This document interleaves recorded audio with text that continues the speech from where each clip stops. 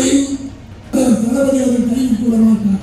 71% மக்கள் மு.க.ஸ்டாலினுக்கு வாக்களிக்க தயாராக இருக்கிறார். யாராக இருந்தாலும் அவர்கள்தான் இந்த இயக்கத்துக்கு துரோகி.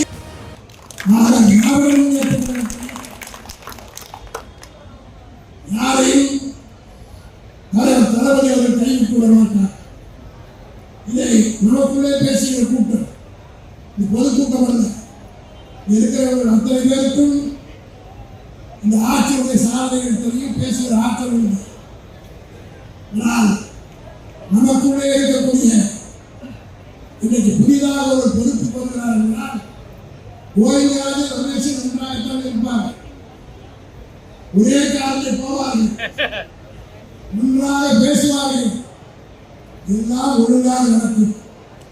இடையிலே இருக்கக்கூடியவர்கள் கையில் திரிக்காமல் இருந்தால் நிச்சயமாக எந்த விதமான பிரச்சனையும்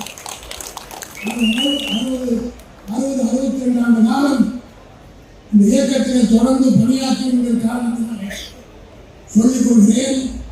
கட்சியிலே கோஷ்டி வருவது, குழப்பம் வருவது சம்பந்தப்பட்டவர்களாக இல்லை, பின்னாலே இருந்து தூண்டி விடுகிறவர்கள் யாராக இருந்தாலும் அவர்கள்தான் இந்த இயக்கத்துக்கு துரோகிகள் என்பதை பகிரங்கமாக ஒரு கட்சிக்கு கேன்சரை கோஷ்டி.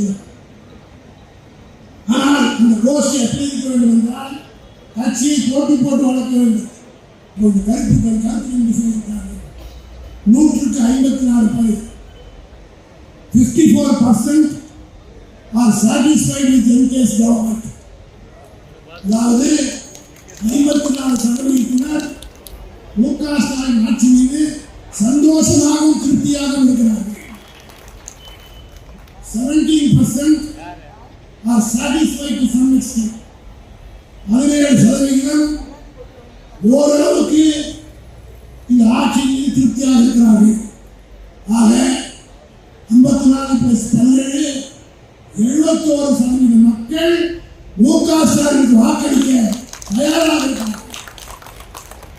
எஞ்சி இருக்கக்கூடிய 29%,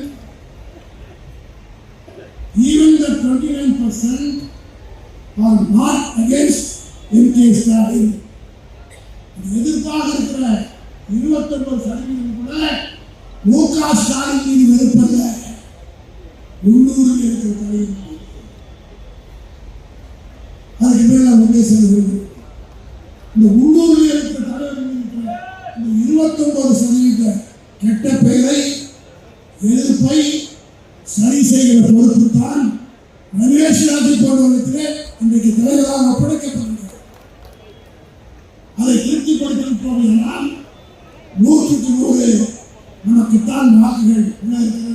இதுபோன்ற செய்திகளை மேலும் தெரிந்து கொள்ள எங்களது யூடியூப், ஃபேஸ்புக் மற்றும் ட்விட்டர் ஆப்களை சப்ஸ்கிரைப் செய்யவும்.